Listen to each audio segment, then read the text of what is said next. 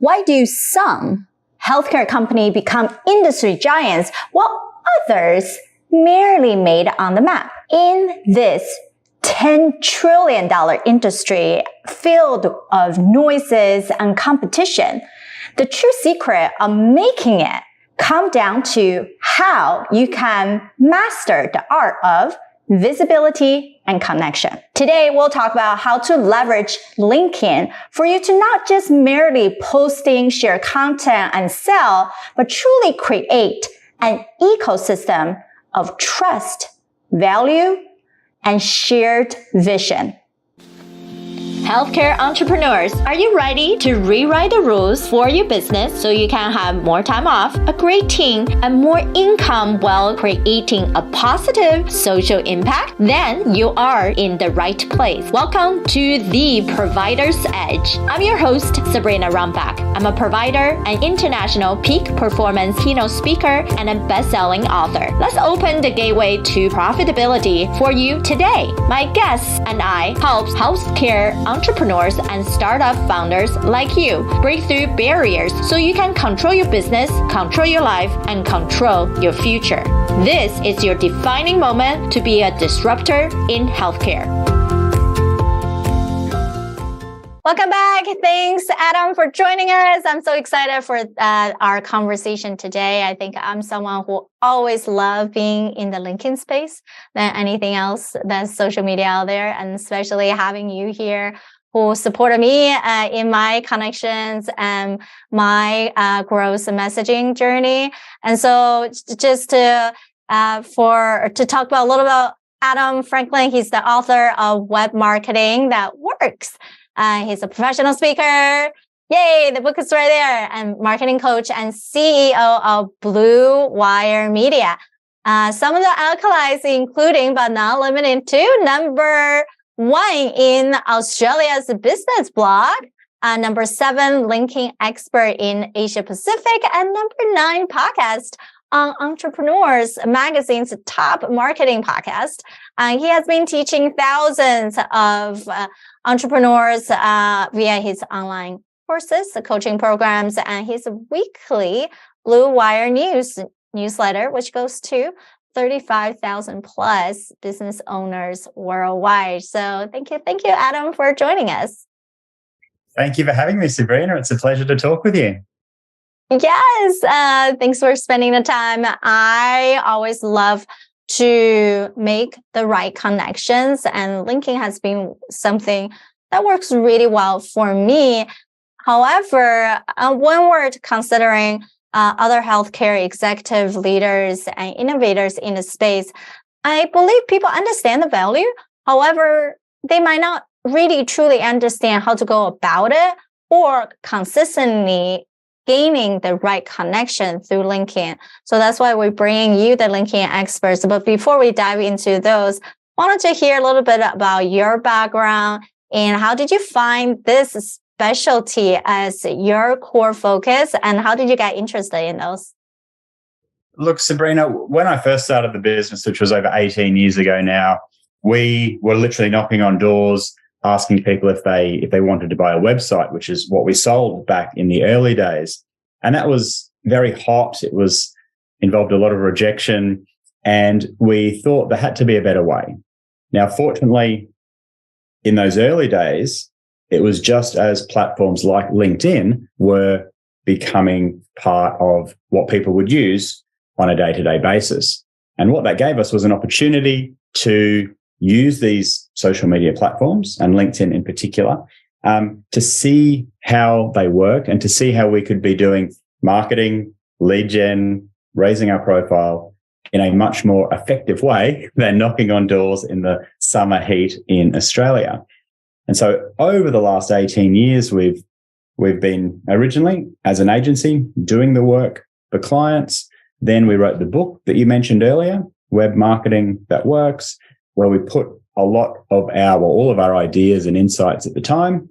And since then, I've spent 10 or 15 years speaking about this topic at conferences, and more recently developed a coaching program to basically hold people's hand through the journey.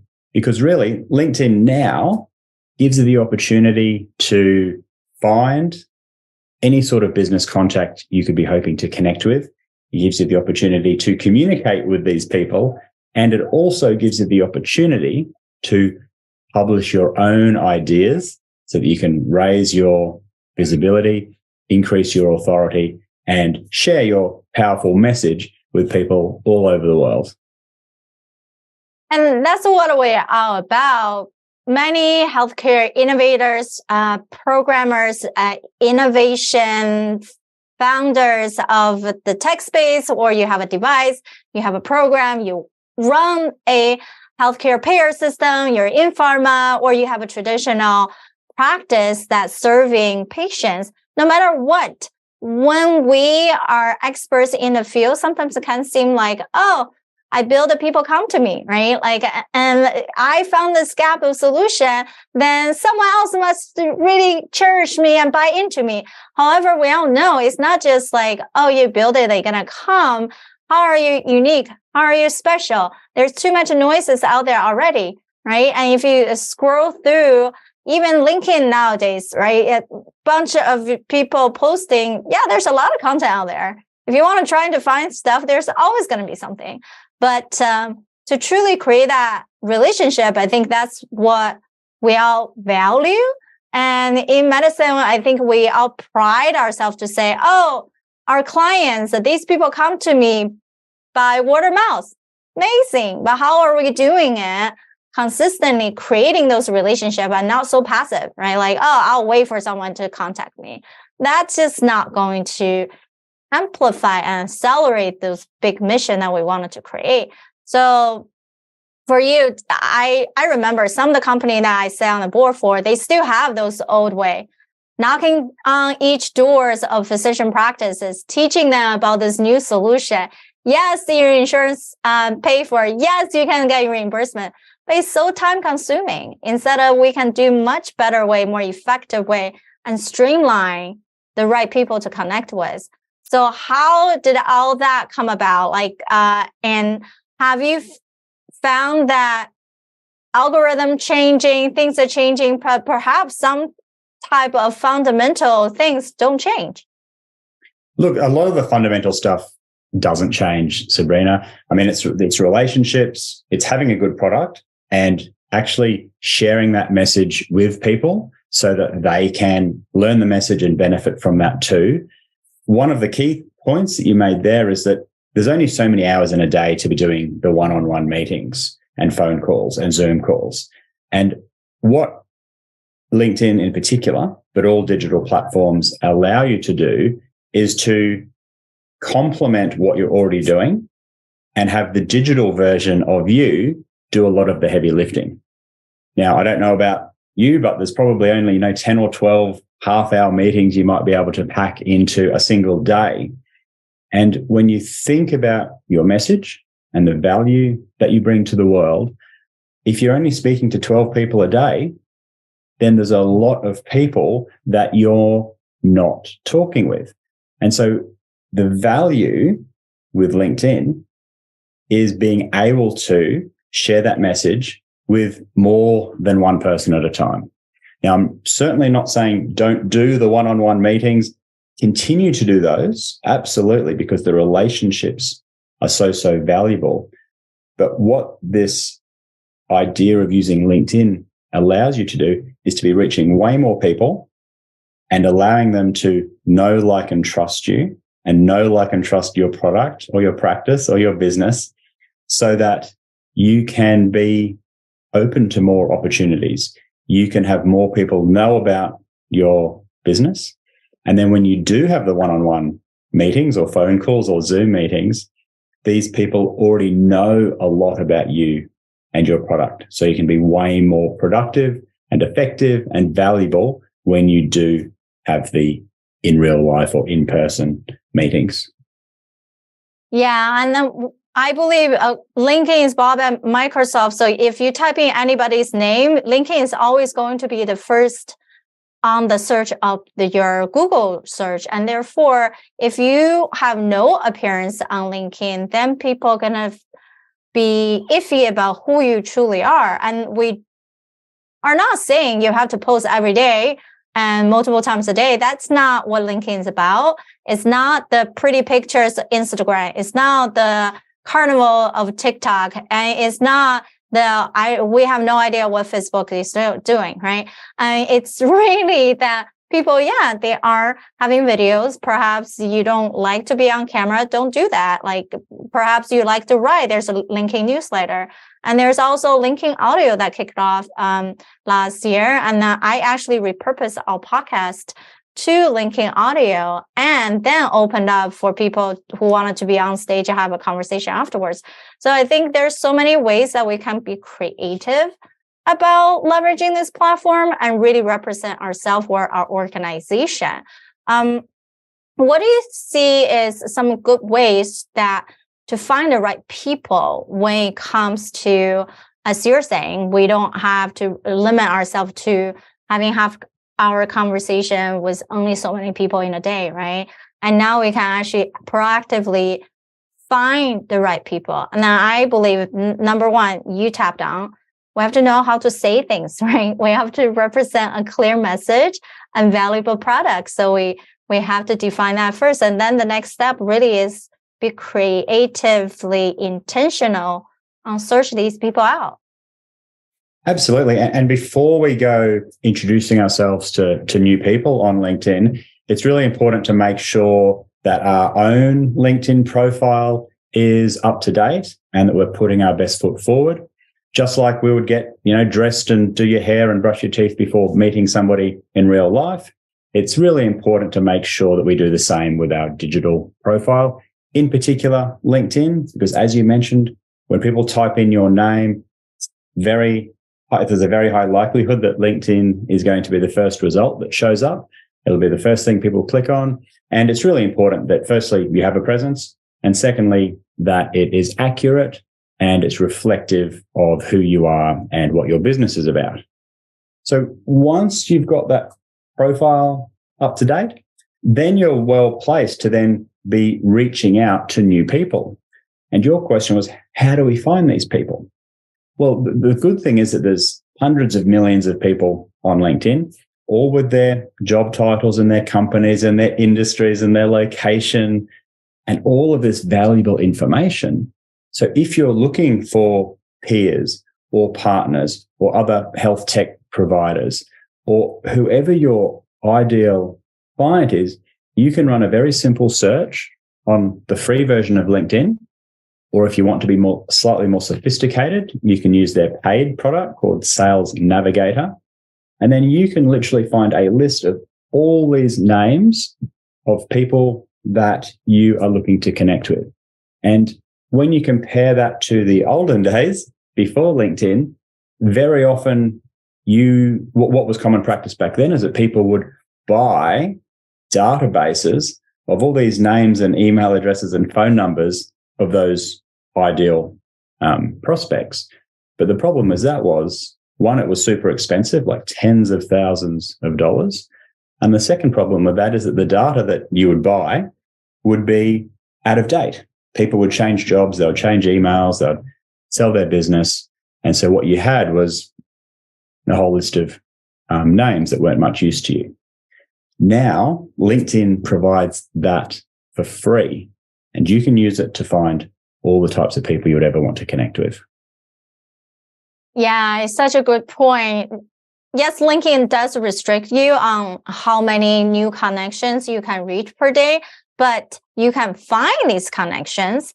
And for some of us who use Sales Navigator, because that's a primary way, right, to get in contact. So for, let's say, a startup founder, and your primary thing is to find the right accelerator to help you. And perhaps those incubator and accelerator, those are the keywords that you put in there under search. And perhaps you wanted to focus within your state first. So it's easy to get to those locations. And before you're knocking on their door and just show up all of a sudden and read about what they post, what they care about. And you already know them so much. So then when you're trying to request a connection, or then you go into their offices, there's their immediate connection because you already read about them, you learn about them, right? So what are some of the tips? Okay, so now we use some keywords, we found the right people. How do we approach them when we're initiating these conversations? Great question, because this is where a lot of us get stuck. Now, so many people might have hundreds, if not thousands of LinkedIn connections who we've never spoken to. Not both spoken, literally speaking, not even messaged or contacted. Now, a lot of us get scared because we don't want to say the wrong thing. We don't want to come across as salesy or pushy or aggressive. And so instead, most people just say nothing and they're silent and they never even say hello to the people in their network. Now, could you imagine that happening in real life? Imagine meeting someone for the first time, Sabrina, or say we met for the first time, we said hello, and then we didn't say anything to each other ever again. It's totally wouldn't happen in real life. And yet on LinkedIn, that's what happens all the time. So my words of advice here are just treat it like a in real life meeting with somebody.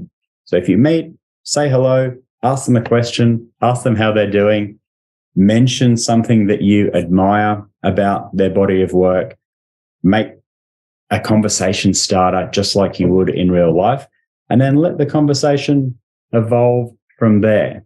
But the worst thing to do, in my opinion, is just to be completely silent and say nothing.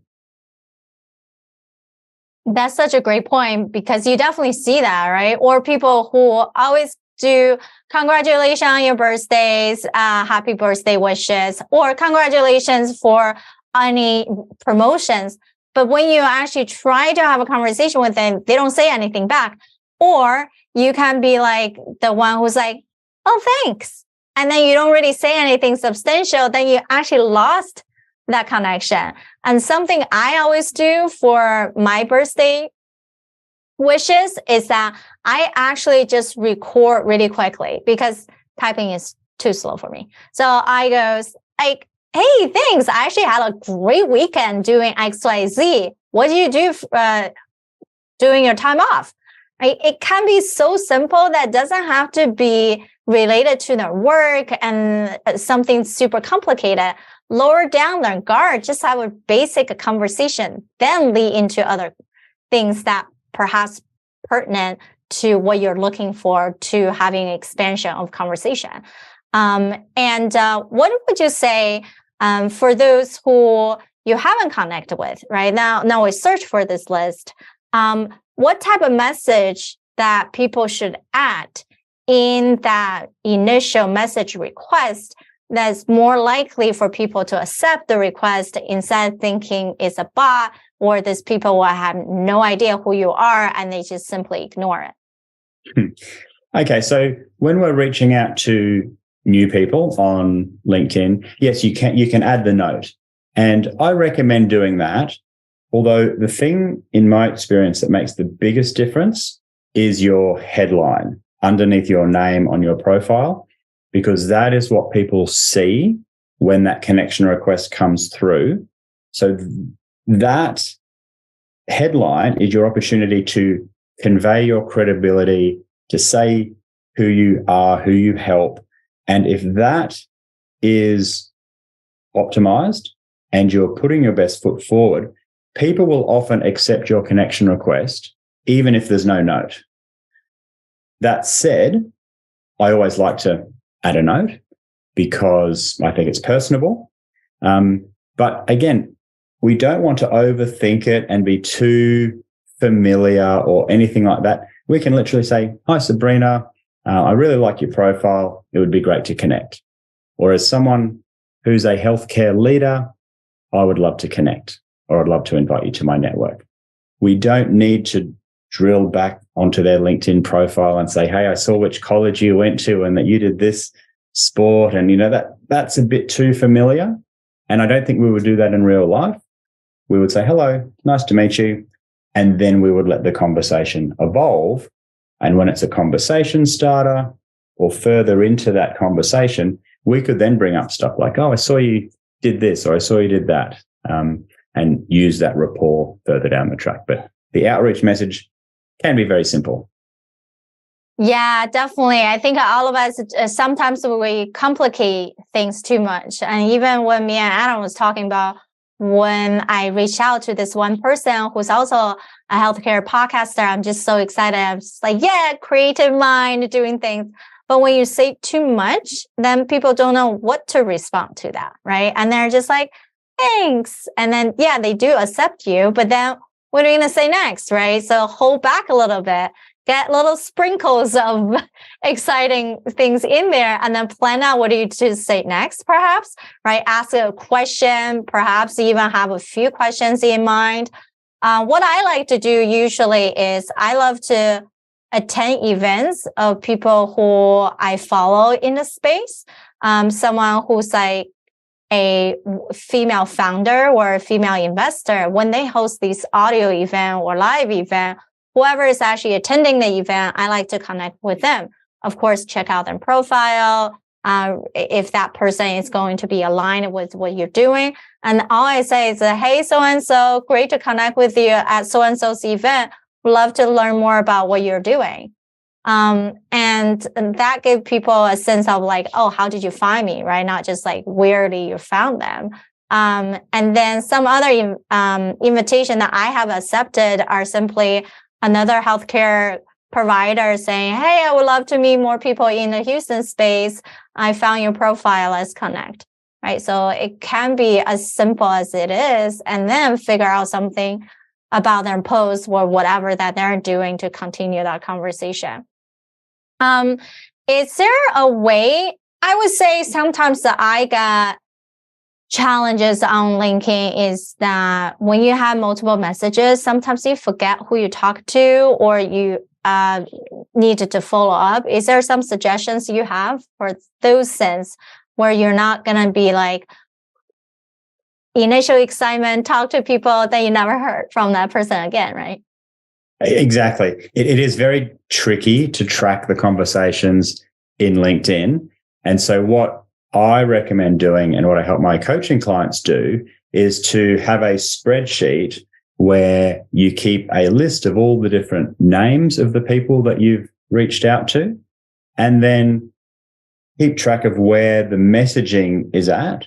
And I use a 5-step nurture system, from connecting with someone, to starting a conversation, to gauging if they're interested, to then having what I call a shake the tree type of message or a hand raiser message, all the way through to booking a conversation or a meeting. And what this spreadsheet allows you to do is not lose track of where these conversations are at. So you can see very clearly, okay, I've reached out to 100 new people, 25 of those have accepted.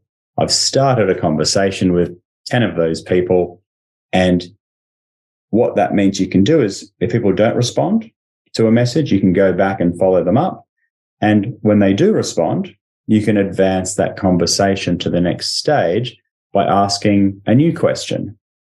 And that is the key to track it, and also have the visibility so that you can be consistent and not lose track of the conversations. Because if you've got more than, say, 5 or 10 conversations on the go, super easy to lose track of that. Yeah, definitely. It's what we don't track. We don't know what's happening. You can think you had a 10 conversation and perhaps you only have 5, or those 10 conversations, you have no idea what stage of the conversation. I found that some people would say, that's awesome, thanks. Versus other people's like, oh, I check out your profile too, love to chat. Then of course my response is like, amazing, let's have a virtual coffee chat, here's my link. And versus other people that they're just saying thanks. Then you can go back to something about what they did, or how they handle things, or I feel like when I connect with other podcasters, I love it because we're all in this creative world. Even though we concentrate in healthcare, I can always ask more about their show, like what type of speaker you like, what type of topic, how I can support you, right? And then put yourself in that giver perspective, and not just like, oh, I have all these great solutions. I think that's perhaps you can tap into is when I see these messages coming to me, immediately it's like, watch this video, read my book, I have this article. Then it just seems like, oh, you're just throwing things at me. I don't even know you yet. Exactly. The more you can make it about the other person, the better. And even if you do have a great article or a great video that you think will be useful to them, I always recommend offering it to them first rather than sending it to them. So that's known as permission to proceed. And I'm also a big fan of going to their profile or Googling their name, going to their website or a video that they've done and say, Sabrina, I was just watching your video on whatever the topic was. I really liked what you said at the 3-minute mark about podcasting, because it demonstrates to that other person that it's a two-way conversation. It's not just me trying to sell my products or services. I'm actually interested in you, and I've made the effort to find out a bit more about you and find something that I genuinely admire. And that can go a long way to developing a real relationship. Now, of course, that takes time. You may not have the time to do that 100 times a day. So you've got to be quite selective and strategic with who you really want to be building the closest relationships with. But of course, for everybody else, there are other ways to develop the relationship too. For example, if you're running a workshop or an event, or you have a podcast, you might send people an invite and say, look, I'm running this workshop. It's for healthcare leaders, people in the tech space, entrepreneurs. In it, we're going to cover these topics. And if you would like, I could send you an invite. Now, again, we've got permission to proceed because we're offering it to them. But that is another really good way where you don't have necessarily the time to research them in as much depth, but to still invite them to something and give them the opportunity to engage with you further, because that's another indication that they're interested. They're interested in developing the relationship with you to the next step, or they're interested in the topic that you will be providing some more information on. So we always want to just be advancing people through those steps. Exactly. And I think I use that strategy and have heard other people, especially those who build networks, using the same strategy, is that sometimes you really can't even have so many conversations and then keep jumping in one-on-one call. You just don't have enough time today, right? And what people have done is set up this weekly meeting and just bring anybody who you don't know into the same space, because it's beneficial for them to perhaps helping them to meet some new people. And at the same time, while they're talking about their work, you can gain a sense of, is this going to be a good fit? And then if it's a good fit, then proceed to a longer term partnership conversation. So it can be a system, a way to screen a process to get to the right people, and not feeling like, oh my God, my calendar is booked with calls all day long. I don't have a breather. Another thing you mentioned, I think is a great tip, is that we should look into what other people published, what they're posting, their website, anything else that they're doing. And we don't have to actually physically do that. I'm a huge component of having a virtual assistant, right? Having an executive assistant to say, these are the profile people I've been connecting to. I really wanted to get to a deeper conversation, but I haven't get to that point. So have your assistant look up some things, give you that short report. So then you can use it to go back and message these people, whether I love to do voice note, just because I feel like typing takes too long. Or you can actually, once that your VA have that report, you can technically just copy paste that little short blurb of what they found into the message to help you save some time. Absolutely. Any of those, I mean, certainly any of these approaches where you're getting help from a virtual assistant, it saves you time. And anything that you can do at scale also means you're having more impact for the same amount of effort. And if you're a healthcare leader, executive, entrepreneur, you're busy. Being on LinkedIn isn't the most important part of your day. And so we don't want to drag you away from the stuff that you need to do, like run your business and grow your business and communicate with stakeholders.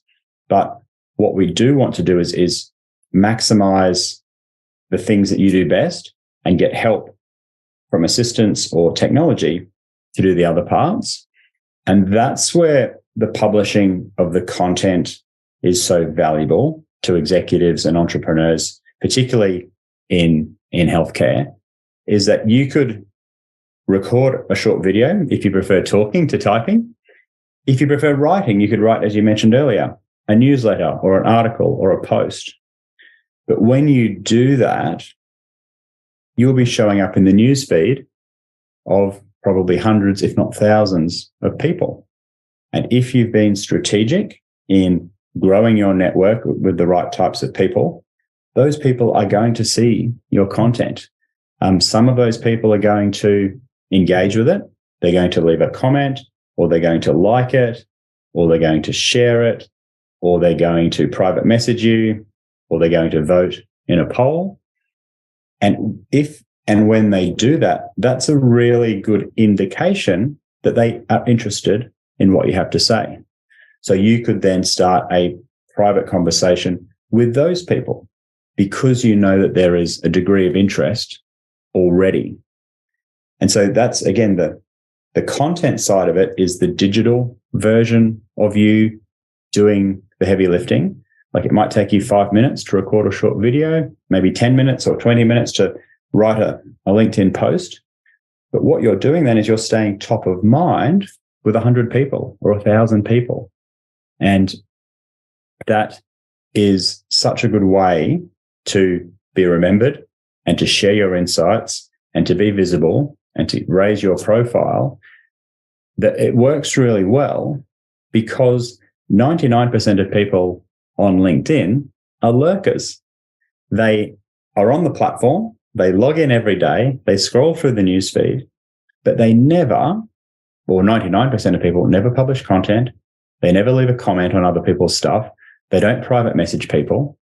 And so if you're prepared to be part of that 1% that's active, then you get a disproportionate amount of attention and visibility for your business or your own personal profile. So there's a lot of upside if you're prepared to share some insights and ideas in a format that sits comfortably with you, whether it's written, video, visual. You've got all those options on LinkedIn. Exactly. There's so many different strategies. You figure out what feels most comfortable to you and easy for you. And we can always talk about repurposing strategy, right? Taking that written blog into a short-term video. That short-term video chopped it up into 60-second or less formats, and people actually love those short forms. And those, then you can also turn that 20-minute blog into perhaps 2 weeks of short social post, right? And nowadays with ChatGPT or any other things, you can take whatever you wrote and repurpose, and it doesn't take you that long time. And the quality is in your words, not some random words or some other people generate for you. So be creative, figure out what works the best for you. And I know people are going to want to learn a whole lot more from you. You've been developing this for a long time. You have templates for people for outreach, things to consider. Optimize their profile, be visible, seem credible. What would be the best way for people to reach you? Okay, so the natural place to find me would be LinkedIn. You can search for Adam Franklin. I'm the Australian Adam Franklin. Alternatively, there is my website where, as you mentioned, there are dozens and dozens of free marketing templates. The web address is bluewiremedia.com.au. And they're all available to you there. And I'm sure there'll be a link in the show notes or the description somewhere on this page.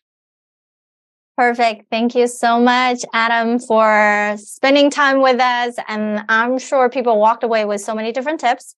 Don't get overwhelmed. Just figure out 1 or 2 things that you can implement right now. And that's all that matters. Until next time. Thank you for listening. Remember, the positive change we're seeking starts right here with me and you. If you are a fan of the show, or if you are just having struggles or success that you're either experienced in the past or are experiencing now in the healthcare industry, these matter to all of us. I want to hear from you. Visit sabrinarumback.com/connect and send me a direct message. Talk soon.